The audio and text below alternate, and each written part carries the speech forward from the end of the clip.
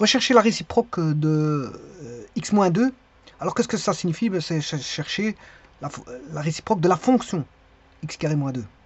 Donc si je nomme la fonction y, je l'appelle f de x, la relation donnée par f est égale à x carré moins 2. Donc c'est la fonction carrée dont on retranche 2. Bon, tout le monde connaît la fonction carrée.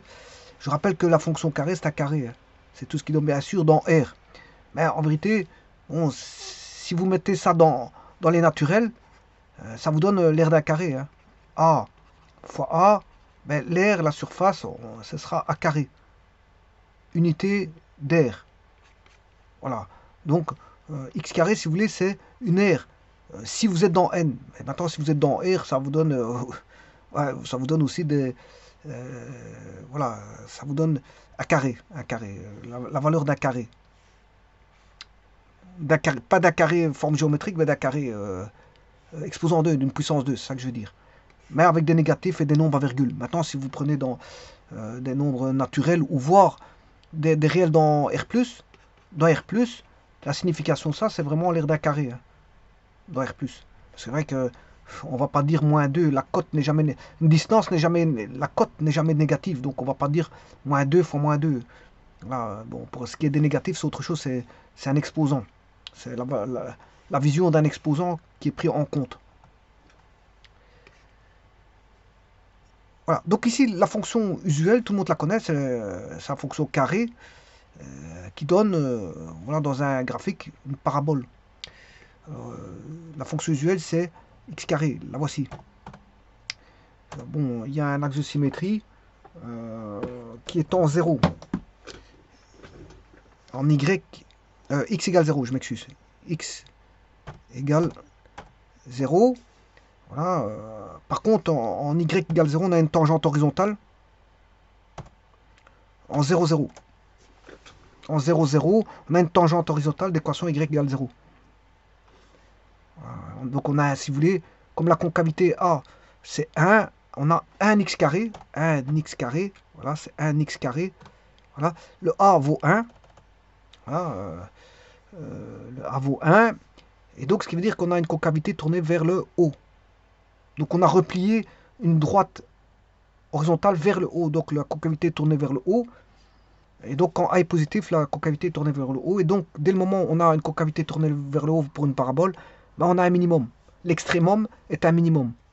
Ici, l'extrémum est un minimum. Maintenant, si jamais là une concavité négative, voilà, moins 2x carré, là, on a une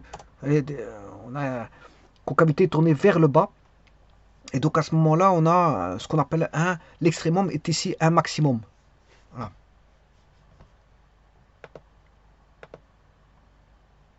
L'ordonnée à l'origine, il est en 0, 0.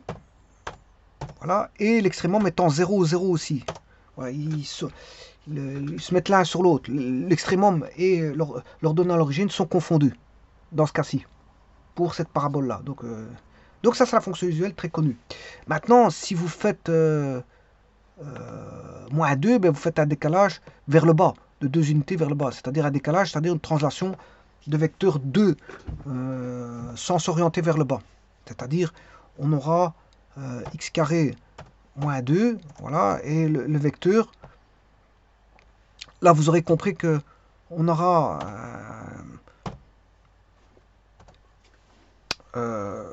l'extrémum qui est situé sur une tangente horizontale qui est en x égale 0, y égale moins 2, la voici.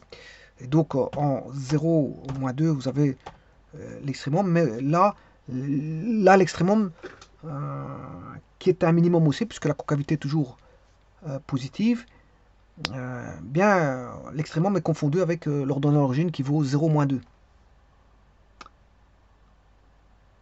Voilà. Donc ça c'est x carré moins 2, et donc le vecteur de translation, je peux dessiner un vecteur qui va aller de A vers B. Donc, pour ça, je vais chercher un vecteur. Voilà. On a tout décalé, si vous voulez.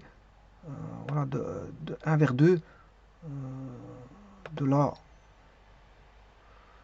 Voilà, il y a toujours 2 unités. Il y a toujours 2 unités. Alors, si je prends par exemple ce point-ci.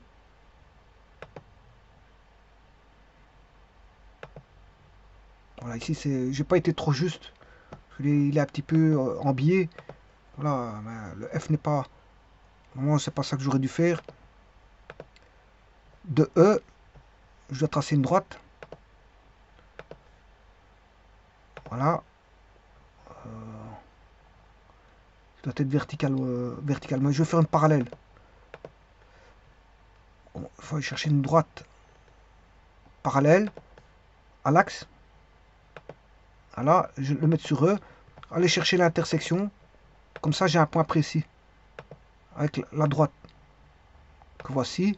Et tracer le vecteur EF. Et c'est toujours un vecteur de composante 2, dont le sens est orienté vers le bas.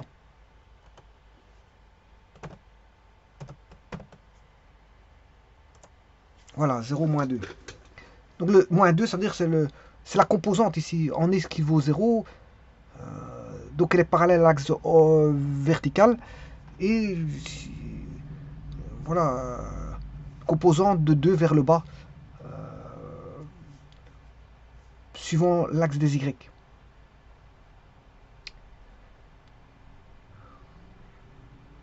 Donc en fait aussi on n'a pas un triangle, si vous voulez. On n'a pas un triangle, on n'a pas une composante décalée en X et une composante décalée en Y. Donc c'est-à-dire qu'on n'a pas... Si vous deviez avoir une composante d'un vecteur, si je suppose un vecteur U, de composante, par exemple, xi plus yj, ça va donner... Bon, par exemple, si je vais vers la gauche, vers le bas, ça c'est la composante en X, suivant l'axe des X, où le vecteur de base c'est I, et ça c'est la composante en Y, voilà, suivant l'axe des Y, sur la composante en J, qui est voilà, la composante de l'axe des Y, qui est un vecteur I et J sont des vecteurs unitaires. Hein. En norme, en distance, ils valent tous les deux 1. Voilà. Et donc là, si vous avez ceci, vous avez une triangularisation. Maintenant, si vous mettiez, si il s'avère que x égale 0, ben, si x égale 0, que vous avez que du y, vous aurez ça. Maintenant, ça c'est si x égale 0 et y différent de 0. Maintenant, si vous avez x différent de 0 et y égale 0, ben, là, à ce moment-là, vous aurez qu'une composante en x. Voilà. Alors ça, bien sûr, c'est le vecteur xi, hein, parce que c'est un vecteur. Hein, parce que là, ça c'est un vecteur, un scalaire fois un vecteur, ça donne un vecteur fois un scalaire, ça donne un vecteur, et l'addition de deux vecteurs donne un vecteur. Voilà, donc ici, bien sûr, il faut mettre le j. Et là, vous avez vecteur u. Et donc là, ça, si le cas de figure, bon, soit à gauche, vers la gauche ou vers la droite, hein, comme ici, vers le haut, vers le bas, ça peu importe le sens, mais en tout cas, ça va donner quelque chose de vertical, avec, on va dire, une composante verticale si x égale 0 et que y est différent de 0. Voilà, une composante horizontale si y égale 0 et x différent de 0. C'est ça que je veux dire. Bon, peu importe le sens, hein, droite, gauche, voilà. Il faut voir le cas de figure, ça. Voilà. Et dans ce cas-ci, c'est ce qu'on a. Le vecteur f, ben, c'est un vecteur de composante 0, c'est-à-dire qu'il n'y a pas de composante en x, mais il y a une composante verticale, dont le sens est vers le bas parce que c'est moins 2. Donc, c'est un décalage de la courbe verte vers la bleue de 2 unités. C'est une translation de 2 unités vers le bas. Vers le bas. De la courbe verte vers la courbe bleue, bien sûr. Hein. De la fonction f vers la fonction g, qui est une composition. Et donc, cette composition de fonctions usuelles, ben, c'est juste la fonction usuelle qui est déplacée de 2 unités vers le bas. Alors maintenant, si je fais ces compositions,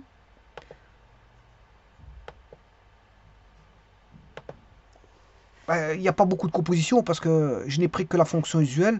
À partir de là, je n'ai fait qu'une translation. Il n'y a que 2 transformations de fonctions. Celle-ci, je vais l'appeler, bon, je vais l'appeler, si j'appelle f la fonction x carré. Normalement, c'est vrai que je dois partir d'un x. Hein. C'est vrai que le x carré se construit à partir d'un x. Voilà, mais bon, ici, dans ce cas-ci, je vais partir à partir de f. Je vais faire en sorte que le x carré est une fonction déjà connue qui est x fois x, si vous voulez.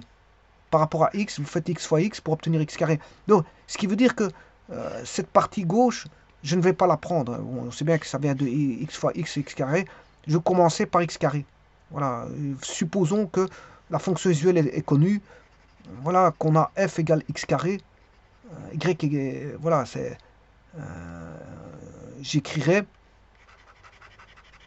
là, y est égal à f de x est égal à x carré, voilà la fonction f, et le g, mais le g de x, c'est f de x, je sais plus combien, moins 2, voilà, moins 2, voilà. Donc c'est juste une translation vers le bas de 2 unités, et donc j'écrirai x carré moins 2. Maintenant, pour avoir la réciproque, ben, il faut aller à l'envers. Je dois... Oui, ici je serai obligé de... oui, j'aurai besoin quand même de ceci. Je vais quand même avoir besoin de ceci. Je pars de x pour construire x carré. Donc x carré moins 2, je dois faire plus 2. Voilà, si je fais plus 2, ben, j'aurai obtenu un x carré. Maintenant, si je veux le x, je vais rechercher la racine carrée de x carré. Bien sûr, ce sera plus ou moins x. Là, si c'est plus ou moins x, j'ai deux fonctions. Hein. Donc, il faudra en éliminer une, on va retirer le moins. Sinon, il faut la rendre bijective, la fonction. Il faut la rendre aussi bien injective que surjective. Ce qu'on dit, on dit qu'elle est bijective. Sinon, ce n'est pas une fonction en réciproque. Alors, je vais le montrer tout de suite. Donc, ce qui veut dire qu'avant toute chose, je vais faire la transformation, je veux dire,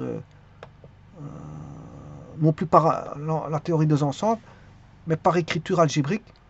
C'est-à-dire que si vous avez x carré moins 2, bien, il faut faire y carré est égal à x carré est égal à x carré. Donc, là, pour avoir x, il faut faire y plus 2. Et là, je vais rechercher la racine carrée de x carré. Donc, racine carrée de y plus 2. Ceci, c'est la valeur absolue de x. Et la valeur absolue, c'est plus ou moins x. Ah, plus x si x est positif. Et moins x si x est négatif. Bon, on s'entend bien là-dessus. Mais je vais écrire plus ou moins x. Et bien sûr, plus ou moins x, ça fait deux équations. Enfin, ça fait deux fonctions. Une qui est plus et une qui est négative. Et bon, là, je peux pas avoir. Bon, autre chose. Ici, je pars de y égale yx. Voilà. Et le problème, c'est que le graphique, il reste toujours comme ceci. Et si vous prenez la réciproque, là, comme j'ai noté, ben, c'est le x qui devient le y. Or, je dois garder toujours le y ici et le x là. Donc, à ce moment-là, qu'est-ce que je dois faire? Ben, je dois remplacer le x par le y. Donc, je vais avoir y de x plus 2 est égal à plus y. Alors, je prends le plus. Hein. Je bannis le moins. Bon, comme ça, je la rends bijective. On aura une fonction. Alors, voyons voir les choses comme elles sont. On va enlever tout ceci.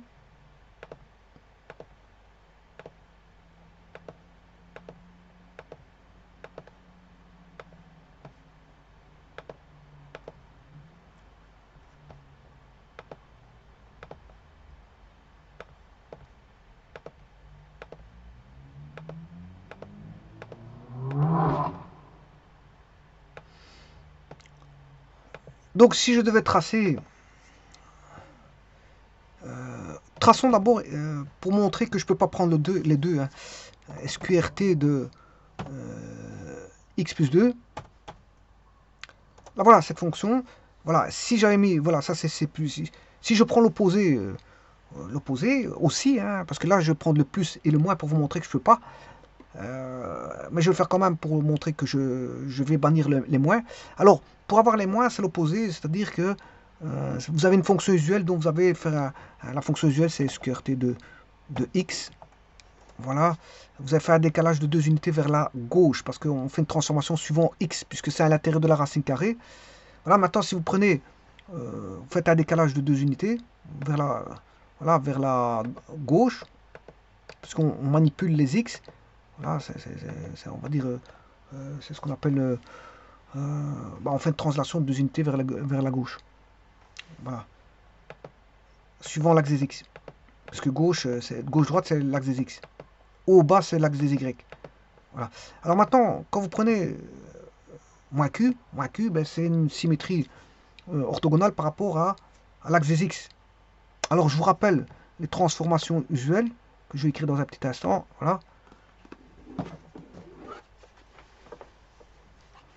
Les transformations usuelles sont les suivantes. On n'en a que 4 parce qu'on n'a que 4 opérations sur les fonctions. F de x plus k, ça on additionne à l'intérieur. F de x moins k. F de k fois x. F de k x sur k. Bon, voilà 4. Voilà 4. Je peux en mettre une cinquième. Voilà. F de x sur k. Bon, là, c'est comme si vous aviez racine carrée, par exemple, de x plus 2. Voilà, on joue avec la racine carrée. La fonction usuelle, c'est la racine carrée. Voilà, x moins 3. 3x. Voilà, x sur 3. Alors là, c'est une translation de 2 unités vers la gauche. Là, c'est une translation de 3 unités vers la droite. Quand vous faites plus, en fait, vous faites moins. Voilà, quand vous faites moins, vous faites plus. Quand vous faites fois, vous faites diviser. Voilà, donc les x, ils sont divisés par k. Donc divisé par k, c'est une infinité. Voilà. Vous faites une division par k. Voilà. Par contre, là, vous faites une multiplication par k et k vaut. Voilà. Vous multipliez par 3 en fait les x. Bon, maintenant, vous pouvez aussi faire f de moins x. Bon, f de moins x, c'est une symétrie orthogonale par rapport à l'axe des y. Voilà. Maintenant, autre chose, supposons que ça, c'est si on manipule avec l'axe des x, maintenant on va manipuler avec l'axe des y, f de x plus k, f de x moins k, k fois f de x sur k, et moins f de x. Alors celui-ci, c'est une translation de k unité vers le haut, translation de k unité vers le bas. Ça, c'est une multiplication des y ou une affinité suivant y de k unité. Et là, vous multipliez bien par k. Par contre, là, on divise par k, les y. Attention qu'on manipule les y. Et là, c'est une symétrie orthogonale par rapport à l'axe des x. Et donc, c'est ce qui se passe ici. Vous avez bien une symétrie orthogonale par rapport à l'axe des x si je prends moins q.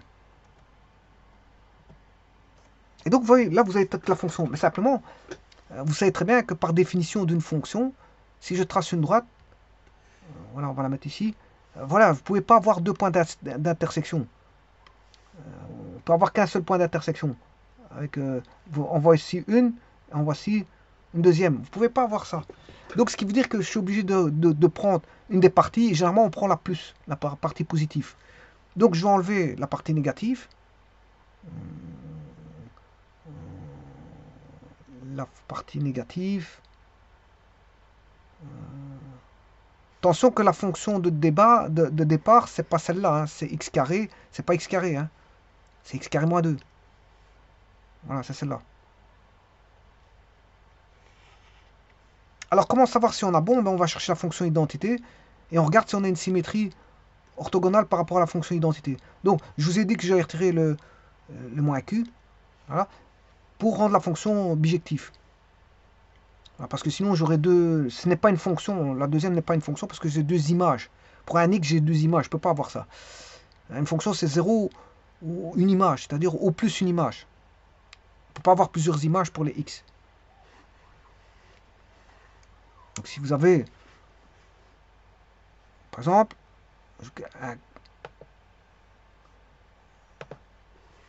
dans les études de fonctions, si je dessine ça, ben vous aurez compris que ça, c'est pas une fonction. Parce que si je mets une droite ici, je fais passer une droite. Voilà, si je la mets là. Ici, vous voyez que vous avez plusieurs images. On ne peut pas avoir plus d'une image. On a ici une, deux, trois images. Ce qui veut dire que la droite, comme ceci, n'est pas une fonction.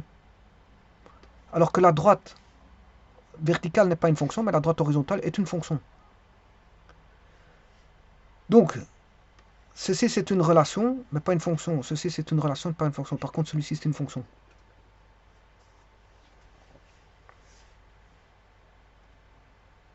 Bon, comment savoir si tout a été bien fait? Il suffit de tracer la fonction identité, y égale x,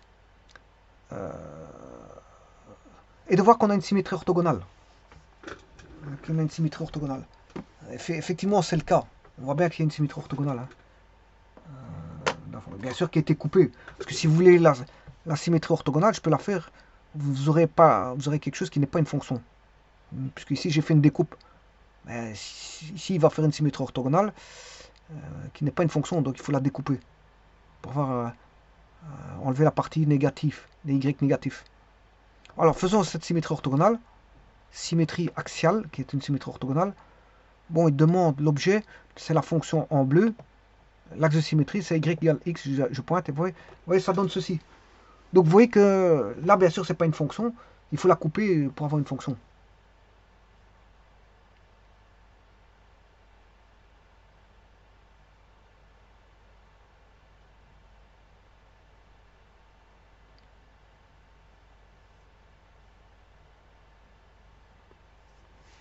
Donc vous avez bien vu que c'est correct. On a bien la fonction orange qui est la réciproque de la fonction en bleu.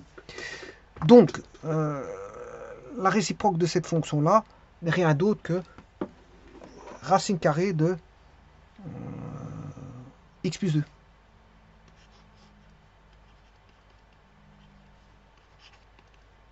Et ça, on notera, si f est la fonction x carré plus moins 2, on notera f moins 1. Qui est non pas la fonction inverse, mais la fonction réciproque. Ça signifie fonction réciproque, et pas la fonction inverse. Attention, parce que si vous faites l'un fois l'autre, si vous faites f fois f moins 1, vous n'aurez pas forcément égal 1. Donc, normalement, en général, c'est différent de 1, en général. Mais si maintenant ça fait 1, c'est par un coup de chance. Voilà, mais f fois f moins 1,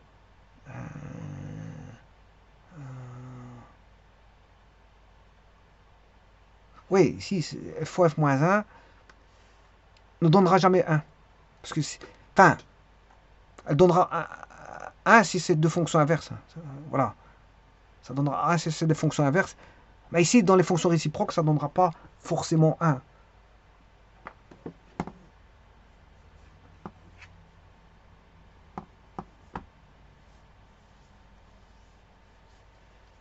Donc f fois f moins 1 ne donnera pas 1 dans ce cas-ci. Si vous faites x carré moins 2 fois racine carrée de x plus 2, ça ne donnera pas 1.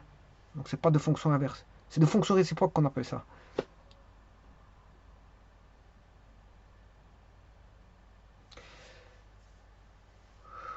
Je vous remercie.